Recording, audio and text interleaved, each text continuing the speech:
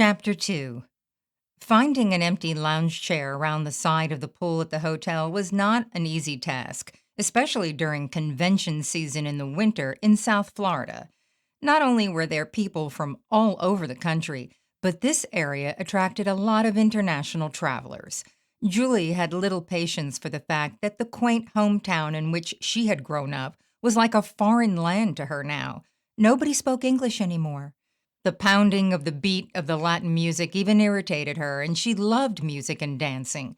Ever since she took early retirement from her job at the TV station, or rather, she was pushed, she firmly believed, because of her age, her gray hair, and her weight, she couldn't find even a part-time job because she didn't speak Spanish.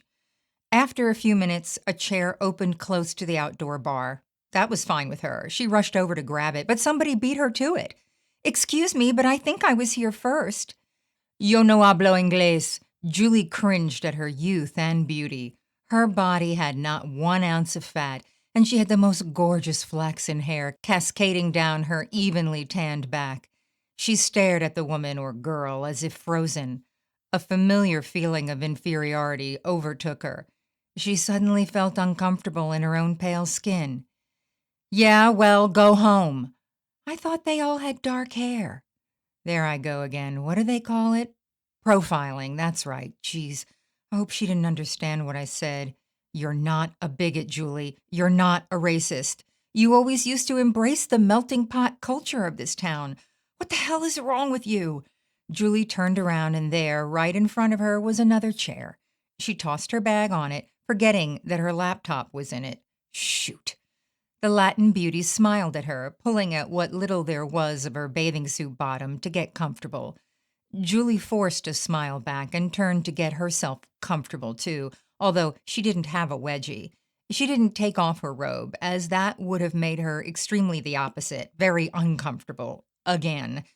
She pulled a towel out of the bag and spread it on the chaise. Next, she formed a pillow with another towel. Last, she rummaged around the bottom of the bag for her room key and headed over to the bar.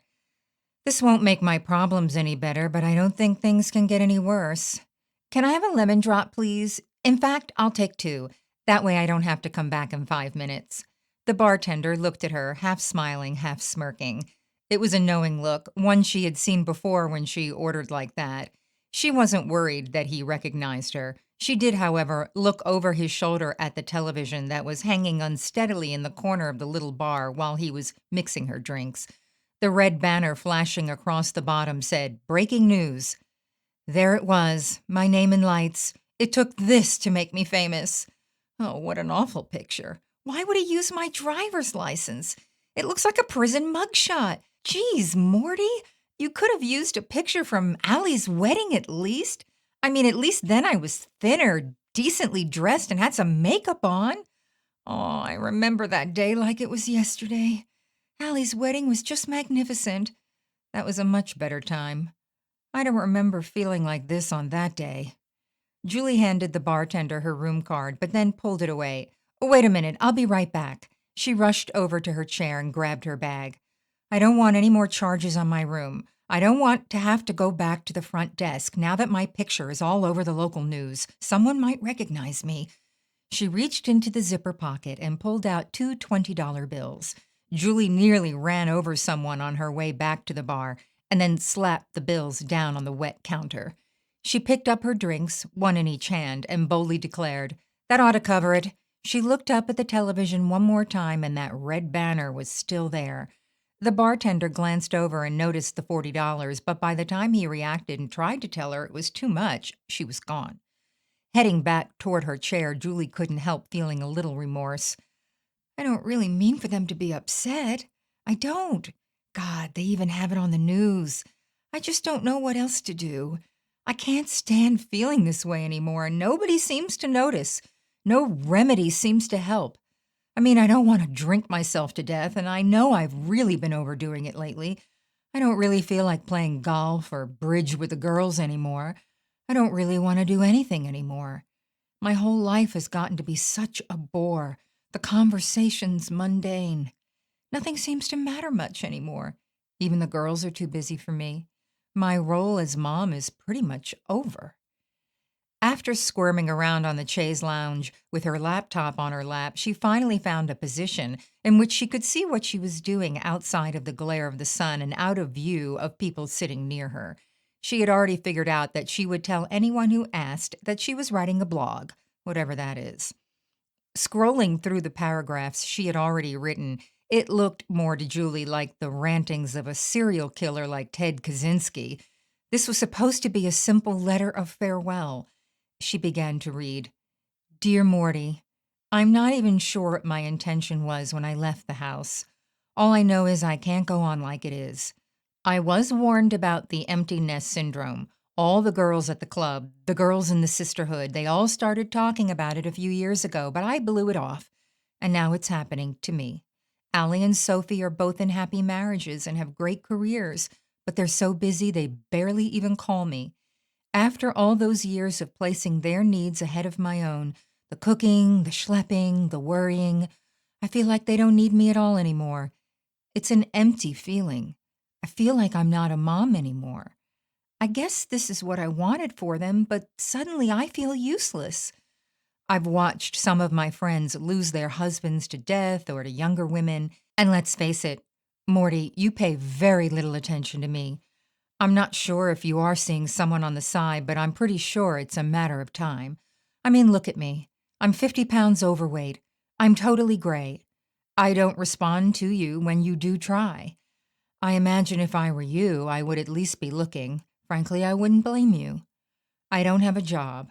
After so many years of pouring myself into that industry, there was no gold watch. There was no retirement party. Nothing. I used to be good. I was attractive. I was sharp. I don't fit the mold of what the South Florida audience wants or needs to have anymore. Face it, I've been supplanted. My ability to remember things is sketchy at best. Sometimes I think I have the early stages of Alzheimer's disease, but when I express my concerns to anyone about my memory loss, everyone, including my doctor, just laughs at me. The doctor said that if I am so cognizant of my memory loss, then I don't have the big A. I just have normal decline. It happens to everyone. That doesn't make it easier to contend with. In fact, it scares me. There's nothing to do all day, so I drink. I drink my lunch, watch television, and sleep all afternoon. I mean, I don't think I have a drinking problem. I just do it to pass the time. I drink enough to make me go to sleep. If that happens every day, does that mean I'm an alcoholic? I still fix dinner most nights when you don't have your poker night or a late night at the hospital. And it really isn't every day because I was still going to the club to play a round of golf with the girls occasionally, although that hasn't happened much lately. Julie stopped reading and slowly closed the laptop. She stared out in front of her over the pool, watching the nubile bodies spraying and splashing around. The young women, whose string bikinis were barely covering anything, were flirting and teasing with tanned, buff, and handsome young men who Julie thought were sporting erections in their tiny, tight bathing suits. We never behaved that way in public, did we? They're obnoxious, aren't they? Huh? Julie looked up to find three overly made-up, middle-aged women standing over her. I'm sorry, what did you say? Those kids, don't they make you feel old? Rachel Goldstein wasn't shy. That's the one thing about this hotel. It attracts all the beautiful people. She waited for a response. Or maybe it's just Miami. Yes, I noticed. Julie wasn't in the habit of striking up conversations with strangers. It wasn't her nature to be outgoing, and lately it wasn't even her nature to be friendly. She had been enveloped by a negative attitude that wouldn't let go of her, and most people could sense this, so she wasn't often approached. But it didn't stop this lady. I'm Rachel Goldstein. Rachel pushed Julie's bag to the side and sat down on the end of the chaise. Are you here alone? Because if you are, my friends and I are going to the inside bar for a drink if you want to join us. It's nice and cool in there. No, thank you. This was Julie's immediate response, always.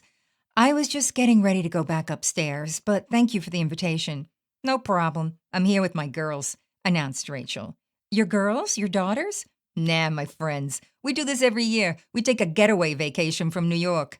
Rachel tried to stand up gracefully, but she was no gazelle. After she gained her composure, she tried again. We have a lot of fun together if you change your mind. Thank you. I'll see. Oh, my name is Julie, by the way. As soon as she said it, she regretted it. What if they stopped partying long enough to watch the news? Maybe I'll come down later. How long will you be here? Well, we are planning a trip to South Beach to go to Joan's Stone Crabs for dinner tonight. We were going to make an 8 o'clock reservation if you want to join us. We're taking an Uber from here at 7:30, and there's room for you. Rachel stopped her chatter for just a moment. We'll be around the pool or the bar until about 5. She started to walk toward the entrance to the building, but turned back. Think about it. Julie did think about it. She decided that meeting these ladies and taking her mind off everything might be a good diversion. Reading what she had written so far had only cemented her resolve, so this might be an opportunity to have a laugh or two before tomorrow. And Joe's was one of her favorites. I didn't get an invitation, but perhaps if I had a drink or two with Rachel Goldstein, was it? Maybe I can snag an invitation to dinner too. She'll find out that they don't take reservations unless you know somebody. Returning to her room, Julie had found her bed made up and turned down, fresh towels in the bathroom, including a new bathrobe still in the plastic cover hanging on the hook. All the dirty dishes were gone, and the honor bar had been restocked. I guess I better find out how much I owe them and drop some cash off at the desk. I don't want to leave a bill. Julie tossed her hat on the floor and then slipped out of the dirty robe, this time remembering to put her cigarettes back into her purse. Funny, she thought to herself. I went all the way out there with the intent merely to smoke, and I was there for over an hour and never once lit a cigarette. I guess that's good. Not because I care about my health, but because I won't run out before tomorrow. Ha! Tomorrow. Now I'm thinking there will be a tomorrow. The bathing suit wasn't as easy from which to disrobe. It wasn't wet from the pool because she never considered taking off her robe around those beautiful people, but she had perspired profusely, and the dampness forced her to peel the suit down from each side of her a little at a time. By the time she had finished, she was out of breath. Julie walked back into the bathroom and sat down on the edge of the bathtub. She looked around her. She was amid great luxury. She chose this location because if she was going to go out, she was going to do so in style. But before she did, she was certainly going to pamper herself. She stood up again and glanced quickly in the mirror. It was then she decided to make a few subtle changes to her plan. Climbing into the shower, Julie found herself humming. This was something she almost never did anymore, and it caught her by surprise. She was humming a song from way back in the 70s when she was as young as those people by the pool. A love song, one that made her think of Morty in his prime, when he looked like that, in med school, before the kids. The hot water ran over her back again. She had just been in the shower 2 hours ago, but it had made her feel so much better. This time she didn't linger. She spent the few minutes anticipating the evening. When she was finished rinsing off, she climbed out and wrapped a fresh towel around her and almost hopped back into the bedroom. She hadn't packed much in the way of dinner clothes, but she did decide, while in the shower, to join Rachel and her friends. I guess the white jeans and this blouse should be okay. I'm only going to be with them for drinks and maybe dinner anyway. It's not like we're going clubbing afterwards or anything. Julie threw on the clothes haphazardly, as she usually had been doing recently, but then interrupted herself. She decided that for her last night out, she was going to make herself as beautiful as possible. She primped and fussed with her clothes until she was happy, and then dug around in her purse to try to find whatever old makeup might still be there. She found a partially melted dark red lipstick and some almost dried mascara. I can just hear my mother carping on me to put on a little lipstick. Not that one. It makes you look like a whore. Try something a little softer. Just the thought of her mother in that ritual conversation gave her pause. Her immediate thought was her mother's nagging about lipstick, but further, the lesson she took from Morty in dealing with it. He always used to tell her that this is rule number 1, that she could tell him what to do or how to do it, but not both. That rule applied to anything and everything that would appear on the honey-do list over the years. Julie laughed out loud. She made her best effort to use what she had, half apologetic to her mother and half sarcastically thinking otherwise. Sorry, Mom, you lose. I'll have to look like a whore tonight, but at least I'm wearing something. She finished putting on what little other makeup she had and threw the rest of the makeup in the trash can. She fussed with her hair for a moment and sighed. She took one last cursory look around the bathroom as if she were forgetting something and then shrugged her shoulders. With one last glance in the mirror and one last deep breath, Julie spoke aloud. Well, here goes nothing.